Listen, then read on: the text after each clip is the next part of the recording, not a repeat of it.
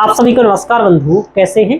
Comment में बताइएगा। आज आपके साथ जो शेयर करने आया हूं, चूंकि मैं आप जानते हैं कि संस्कृत साहित्य ऑप्शनल के लिए एकमात्र अपन ही रेगुलर काम करते हैं और हमारा ये लक्ष्य है कि संस्कृत ऑप्शनल के लिए चूंकि सामग्री का अभाव है और टॉपर्स कॉपीज का अभाव है, काफ़ी चीज़ों का अभाव रहता है अन्य की अपेक्षा। हालांकि अब तो मेरे आने के बाद तो काफ़ी मैंने सब कुछ उपलब्ध करवा दिया है ऐप आदि के माध्यम से, तो लेकिन फ्री निःशुल्क काफ़ी कम कंटेंट है। तो उसी में टॉपर से दीपक बोत्रा जी, तो सबसे पहले तो इन्हीं का बहुत बहुत धन्यवाद कि इन्होंने अपना ये सब शेयर किया। मैंने भी इनके वीडियोज पर कमेंट किया था कि सर शेयर कर दें, तो कम से कम जो विद्यार्थी हैं उनको कुछ अंदाज़ा लगे, कुछ चीज़ें बताएं। तो मैं आज आपको यही बताऊंगा इनके नोट्स के माध्यम से कि पहले तो आपको यदि इनका नोट्स चाहिए तो इसके लिए आप इनके टेलीग्राम चैनल को ज्वाइन कर सकते हैं, इनके यूट्यूब को भी जाकर के सब्सक्राइब कर सकते हैं। और तो यदि ये समय समय पर संस्कृत ऑप्शनल के लिए आपको गाइड करें तो अच्छी बात है, और मैं भी यही कहूँगा कि करें कम से कम। और मैं तो ये चाहता हूँ कि कम से कम मेरे जैसे एक विद्यार्थी को या फिर आप जो भी माने इंटरव्यू दे। कारण ये होता है कि व्यवहारिक प्रश्न इनसे पूछे जा सके, जैसे कि गूगल मीट आदि व्यवहारिक प्रश्न के यूनिट वाइज क्वेश्चंस पूछे जा सके कि भाई ऐसी यूनिट है, ऐसा है। मेरे भी स्टूडेंट के अच्छे खासे इस बार नंबर लगभग इतने ही आए हैं, लगभग इनके आए हैं। तो आपने देखा इनका कि 120 नंबर पेपर 1 में है संस्कृत में, 132 से पेपर 2 में है। टोटल मिलाकर के आप देख लें 152 नंबर इनके हैं और काफ़ी अच्छा स्कोर है। और अच्छे नोट्स भी काफ़ी अच्छे बनाए हैं इन्होंने। तो मैं इनके नोट्स को कैसे आप लोग यूज कर सकते हो वो मैं आपको बताऊंगा, और कैसे आपको यूज करना है। और आप लोग कई क्वेश्चंस रहते हैं कोटेशन कितनी प्रयोग करें, तो इनके नोट्स से ये बात समझी जा सकती है कि कोटेशन कितनी प्रयोग करनी है, कैसे चीज़ों को लिखना है, वो सब चीज़ें समझेंगे। तो आज हम इनके नोट्स से यही समझने का प्रयास करेंगे कि इनके नोट्स में जो है आप लोग क्या चीज़ें सीख सकते हो, है ना। तो वो सीखने को आप सीख सकते हो, चूंकि आप जब इस तरीके से देखो क्या सीखना है तो आपको समझ में आएगा। आपने इनका मार्कशीट देख ही लिया है, इनका जीएस में भी काफ़ी अच्छा नंबर है, मतलब टॉपर्स के ही ऐसे नंबर होते हैं। और यदि इनका संस्कृत ऑप्शनल में थोड़ा सा इस बार क्या हुआ कि संस्कृत ऑप्शनल नहीं, सभी ऑप्शनलों में थोड़ी मार्किंग टाइट की गई है, और यूपीएससी कई बार करता है। इनके इससे पहले शायद ज़्यादा नंबर आए थे, इन्होंने जो बताया शायद 279 के आसपास जो भी बता रहे थे, मुझे इतना ही याद है 269 बताए थे या 279 के आसपास इनके आए थे नंबर, इससे पहले कि इन्होंने दिया था जब। और ऐसे ही पवन कुमार जी का जब सिलेक्शन हुआ जब 245 आए थे, जब उससे पहले 301 नंबर आए थे। तो टाइट मार्किंग के कारण होता रहता है। यदि इनके बेहतर नंबर होते, थोड़े से भी ऑप्शनल में बढ़ जाते, तो टॉप 1 रैंक में भी संस्कृत ऑप्शनल वाले आ सकते थे। यदि 50 नंबर इधर इनकी हो जाए तो काफ़ी कम बन जाए। थोड़ा सा पर्सनालिटी टेस्ट में इनको इंग्लिश मीडियम के हिसाब से कम नंबर दिया गया, और नहीं तो 200 180 90 के आसपास मिलता है विद्यार्थियों को, इंग्लिश मीडियम वाले काफ़ी विद्यार्थियों को। इनकी भी पर्सनालिटी अच्छी है ही। तो 151 अब जैसे भी उन्होंने टेस्ट किया हुई, इसमें अपन कुछ नहीं कह सकते। बाकी मतलब अच्छा रहा नंबर आ जाते हैं। देखो जीएस में 128 126 124 96 119 120 काफ़ी अच्छे नंबर हैं, ठीक है। तो आप देखेंगे इनकी कॉपी से क्या सीखना है वो भी मैं बता दूंगा। मैंने आप लोगों को ईसावास्य उपनिषद फ्री पढ़ाया है, तो उसी की यहाँ चर्चा कर लूंगा। आप लोगों को नॉलेज होगा कि उसमें आपने पढ़ा होगा। काफ़ी चीज़ों को एक एक दिखा करके मैं शुरू से इनकी कॉपीज को आपको बताना स्टार्ट करता हूँ चीज़ें। यहाँ पर जो इनकी आज मैं कॉपीज लाया हूँ, तो आपको सभी इनका नोट्स तो मिल ही जाएगा। टेलीग्राम उनका ज्वाइन कर लें, नहीं तो मेरा टेलीग्राम ज्वाइन कर लें। मैंने भी इनके लेक्चर नोट्स शेयर कर दिए हैं ये सभी को कि भाई आप लोग जो चाहें तो देख सकते हैं। अब देखिए सबसे पहले इन्होंने क्या किया है, इन्होंने सबसे पहले पीवाईक्यूज लिखे हैं। ये मैं सदैव कहता हूँ, मेरे नोट्स में भी ऐसे ही किया है। इन्होंने थोड़ा सा शॉर्ट नोट्स बनाया है ये, और शॉर्ट नोट्स बनाने के पीछे इनका आप महत्व समझ सकते हैं। शॉर्ट नोट्स बनाने का सबसे बड़ा महत्व ये होता है, मैं भी बत कहता हूँ विद्यार्थी से कि शॉर्ट नोट्स बनाइए। कारण क्या होता है कि 5 दिन का जो आपका गैप मिलता है, उस 5 दिन में रिवीजन के उद्देश्य पर्पज से जो टॉपर्स होते हैं, अच्छे विद्यार्थी होते हैं, वो नोट्स बनाते हैं शॉर्ट में। क्योंकि उन्हें, और दूसरा टॉपर्स ये भी करते हैं कि जो चीज़ उन्हें याद होती है वो लिखते नहीं है नोट्स में। कब मतलब लगभग चीज़ें जैसे जो आपको याद होगा, चीज़ें तैयार होगा, वो नोट्स में नहीं लिखोगे आप। ऐसे ही काम इन्होंने भी किया है यहाँ पर कि इन्होंने जैसे कथमेदम सुंदर कांडम सुंदरमस्ति इति, कि कैसे आप कह सकते हो कि सुंदरकांड सुंदर है, तो सुंदरकांड का नाम सुंदर क्यों पड़ा, ये वाली बात आ गया यहाँ पर। ऐसे नामकरण का औचित्य भी इन्होंने लिखा ही होगा क्वेश्चंस। सुंदरकांड वैशिष्ट यानी सुंदरकांड का विशेष क्या है, दूत कर्म, और हनुमान का दूत कर्म, ठीक है। वैशिष्ट, अब इन्होंने वैशिष्ट लिख दिया किसका, सुंदरकांड का, सुंदरे किम न सुंदरम। अब ये कोटेशन पूछा गया, ये 4 लाइन का कोटेशन है, इसकी व्याख्या करनी। अब आपको 4 लाइन की याद होनी चाहिए। हनुमान का पराक्रम बताया, काव्य सौंदर्य बताया, सुंदरकांड के नाम की सार्थकता बताई। अब ये क्वेश्चंस आ चुके हैं, तो सबसे पहले पीवाईक्यूज क्या आ चुका है, वो सबसे पहले इन्होंने कवर किया है। तो आप सभी को भी पीवाईक्यूज पर फोकस करना है। इन्होंने यहाँ 2010 से 2021 तक लिखा है। 2322 24 में 2322 और 23 में नहीं आया है सुंदरकांड से क्वेश्चन, इसलिए इन्होंने ऐसा यहाँ पर लिखा होगा। अब देखो, सुंदर नाम औचित्य होता है, सुंदर कांड के नाम का औचित्य, ठीक है। तो ये औचित्य है आपका। अब इन्होंने बताया, ये पॉइंटेड शॉर्ट नोट्स बनाया।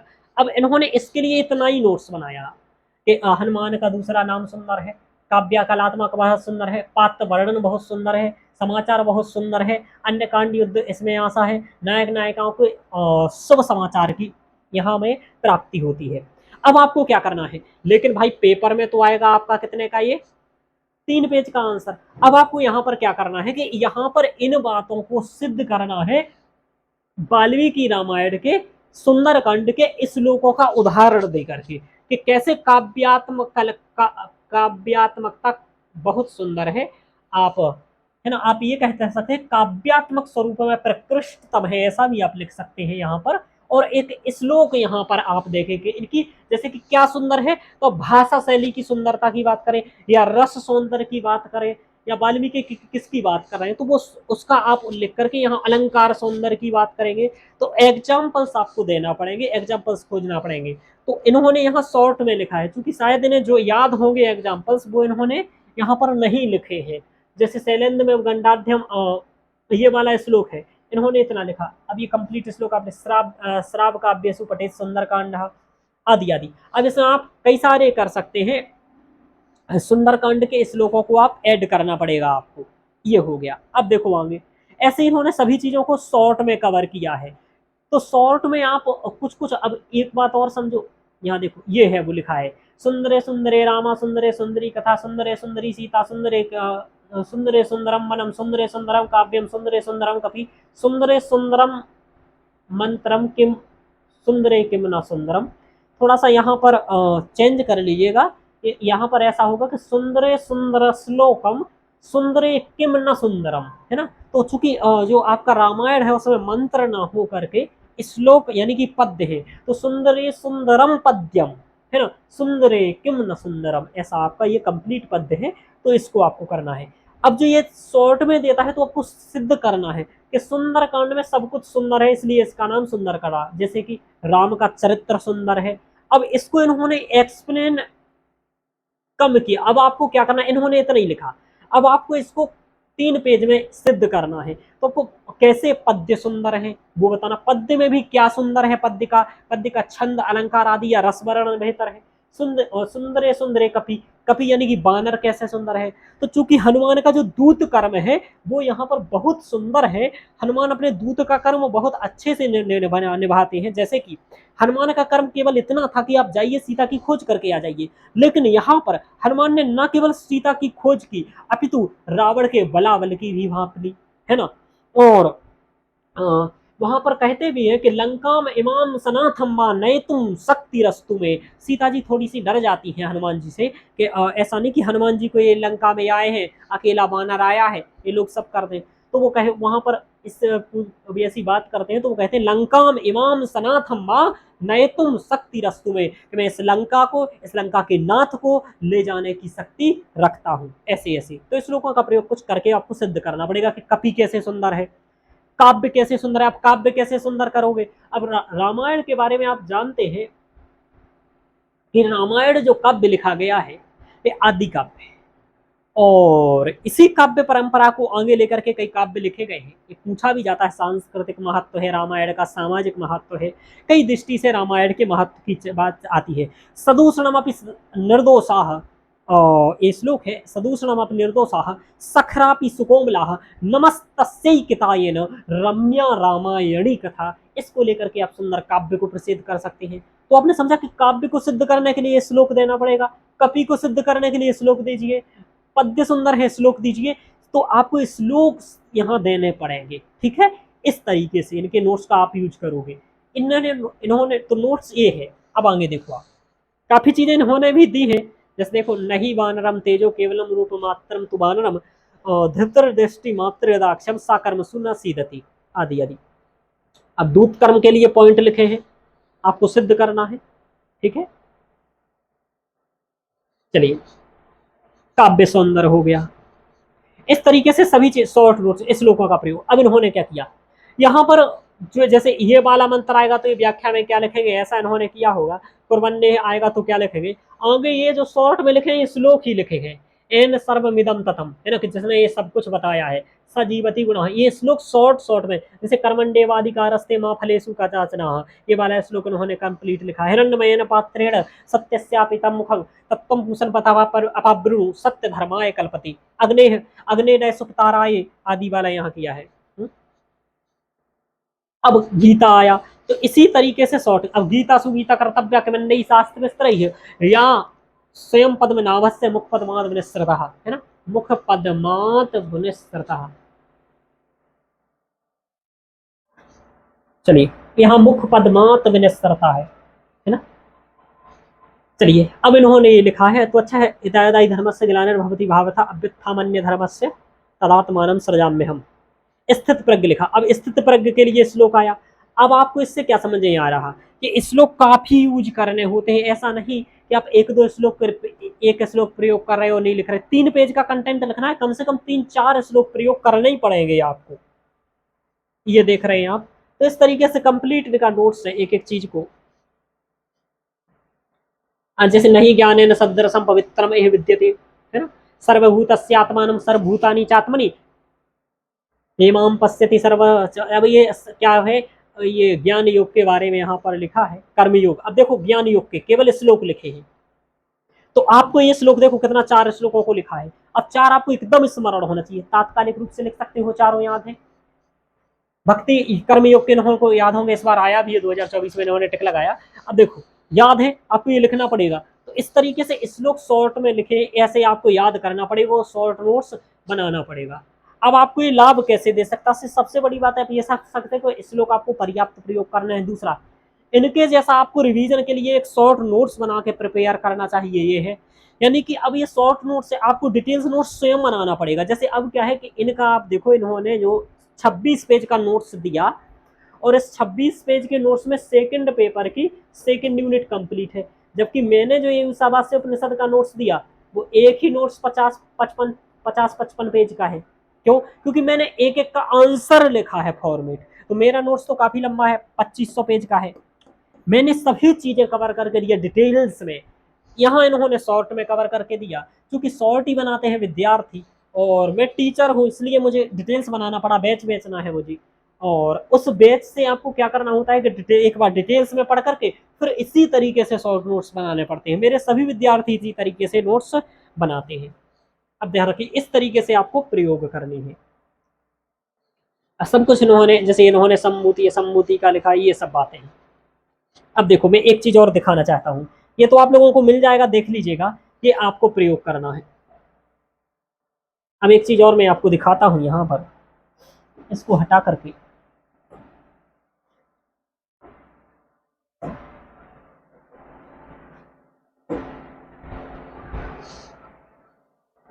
अब जैसे वहां पर शॉर्ट दिखा आपको, यहाँ पर देखो, आपको यहाँ पर देखोगे तो मैंने लिखा यूनिट में क्या क्या करना है।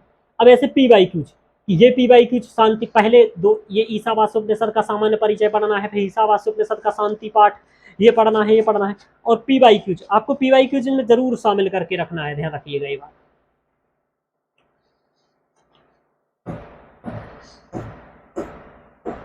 जैसे ये है, यहाँ पर डाउनलोड नहीं हो,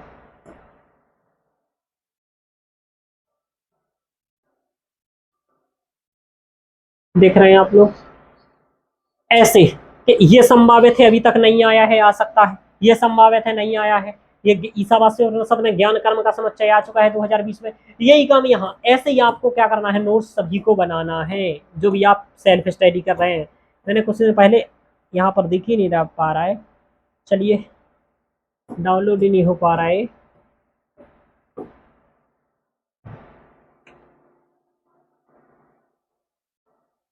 थोड़ा सा नेटवर्क इशू के कारण ऐसा होता है। कोई बात नहीं, आप डायरेक्ट यहाँ पर देख सकते हैं। मैं यहाँ पर डायरेक्ट चल के आपको दिखा सकता हूँ, देख लीजिए। यहाँ पर आपको डाउनलोड करने की आवश्यकता नहीं पड़ेगी। चलिए अब देखो,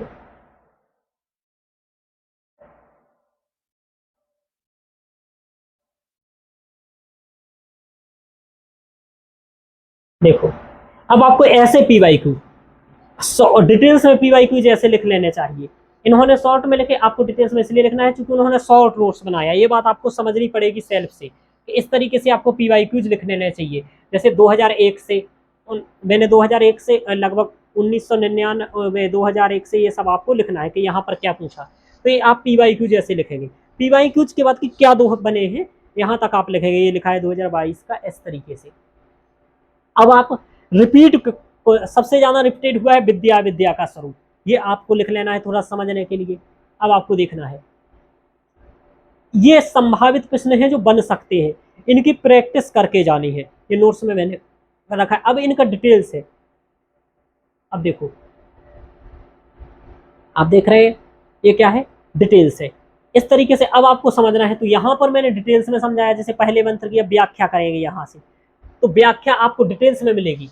ऐसे ही आपको पहले एक बार डिटेल, जैसे 2014 में मंत्र पूछा गया कि ईसावास्य उपनिषद के शांति पाठ के बारे में, ठीक है। जैसे ये शांति पाठ है, पूर्णमेदः पूर्णमिदं पूर्णात् पूर्णमुदच्यते पूर्णस्य पूर्णमादाय पूर्णमेवावशिष्यते। इन्होंने मात्र एक पेज में कंप्लीट किया है, आप देखेंगे। लेकिन यहाँ आपको डिटेल्स में पढ़ना पड़ेगा चीजें कि पूर्ण आप कैसे उसको पहले तो समझें उसके अर्थ को, तो उसके एक एक शब्द के अर्थ को समझ लें। जब ऐसा आप समझ लेंगे फिर आंसर कैसे लिखोगे यदि ऐसा आ गया तो। इंट्रोडक्शन क्या लिखोगे, ईसावास्य उपनिषद के शांति पाठ में परम ब्रह्म के स्वरूप की परिचर्चा की गई है तथा उसी के साथ विभिन्न दार्शनिक पक्षों को भी उद्घाटित किया गया है। यथा पूर्णमिदः पूर्णमिदं पूर्णात् पूर्णमुदच्यते पूर्णस्य पूर्णमादाय पूर्णमेवावशिष्यते। तो इस तरीके से आपको डिटेल्स करना पड़ेगा। वह परम ब्रह्म पूर्ण है, कार्य ब्रह्म भी पूर्ण है, क्योंकि पूर्ण से ही पूर्ण की उत्पत्ति देखी जाती है। इस पूर्ण कार्य ब्रह्म का पूर्ण को का सहारा लेकर के प्रलयकालीन अवस्था में वह परम ब्रह्म की शेष रहता है। इस तरीके से आप देख रहे हैं। अब यहाँ पर आप देखेंगे, ओके ये नहीं, ओके अब देखो ये है,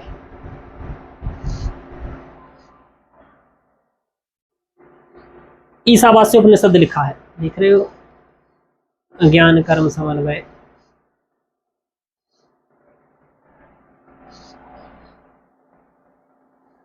काव्य सौंदर्य दूत कर्म, सुंदर कांड है ये।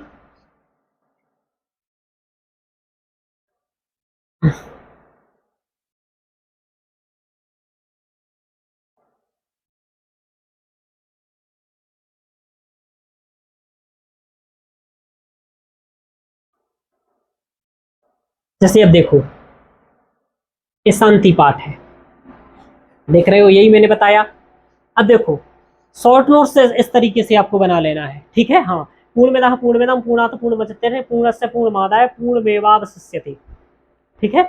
अब ओम शांति शांति शांति, ये मूलतः आपका जो है ना, ये बृहदारण्यक उपनिषद का है। कहाँ का है, यहाँ पर बस मात्र प्रयोग भरे कर दिया गया है, लेकिन ये बृहदारण्यक उपनिषद में इसका सबसे पहले प्रयोग आया है और वहीं का ये मंत्र है। ये बात ध्यान रखिएगा, ठीक है। और इसके बारे में अब आप क्या व्याख्या करोगे, इतना ही इन्होंने लिखा है, लेकिन आप कैसे करोगे आपको ध्यान रखना पड़ेगा, ये भी लिखा है इसी में। अब ब्रह्म के स्वरूप को इतने में लिखा गया है, अब आपको लेकिन ब्रह्म के स्वरूप को और भी समझना पड़ेगा, ठीक है। तो इन चीजों को आपको डिटेल्स में करना पड़ेगा। जैसे यहाँ पर आप मेरा भी देखेंगे तो आपको ऐसा दिखा। अब आप इसको करेंगे, जैसे 3 पेज का मैंने बना करके दिया आंसर। अब फिर आगे ब्रह्म व आत्मा का स्वरूप। अब जैसे मैंने ब्रह्म का स्वरूप लिखा, पहले मंत्र समझ आया, ईसावास्यमेदं सर्वम, ये ब्रह्म की बात करता है। फिर मैंने यहाँ पर व्याख्या की उसकी ब्रह्मांड आदि के माध्यम से। फिर आपको यहाँ पर आगे जाकर के ब्रह्म से संबंधित ये भी एक मंत्र है कि अनेजदेकं मनसो जबियो नेन देवा आपनुवन पूर्णसत तद्धावतु वन्यानत्तेति तिष्ठत् तस्मिन्नपो मातर स्वदधाति। ये आपको करना है। अब आप यहाँ पर क्वेश्चन देखेंगे कि ईसावास्य प्रतिपादितम ब्रह्म स्वरूपम निरूपणीयम, बार बार पूछा गया, 12 में, 17 में, 19 में, 21 में और 24 में। अब आप इसको क्या करोगे, व्याख्यायित करोगे।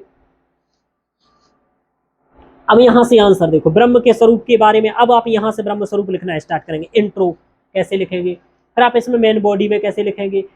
अब मेन बॉडी के बाद यहाँ पर और जो आपने यहाँ देखा, इस तरीके से मैंने तो काफी पेज करके दे दिया है। अब ब्रह्म के लिए आप एक डायग्राम बनाएंगे इस तरीके से, इन्होंने नहीं बनाया था, आपने देखा हो।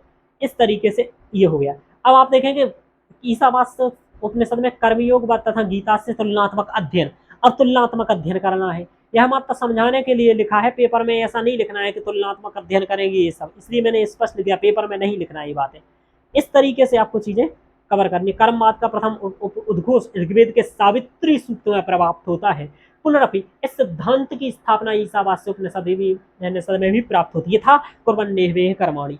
तो शॉर्ट है, आपको डिटेल्स में समझ करके इसको डिटेल्स में नोट्स बनाना है, ये आपको आधारभूत काम करेगा नोट्स। तो इसके आप एक चीज को देख करके, जैसे दर्शन लिखा है, विचारों का महत्व, इन्होंने इतने पक्ष लिख दिए बस उसको। और अब आपको जैसे भक्ति क्या है उसमें आदि आदि, तो ये आपको लिखना पड़ेगा। समझ में आया। अब कौटिल्य अर्थशास्त्र का, तो इसी तरीके से सभी नोट्स से आप लोग डाउनलोड करके देख लीजिएगा। बताइएगा और क्या आप लोगों को सहायता चाहिए, किस टॉपिक्स पर वीडियो चाहिए, जो आप कहेंगे उस पर हम टॉपिक्स पर आपका क्या करेंगे, वीडियो बना देंगे। अब बताइएगा, है ना। ओके मित्रों, धन्यवाद।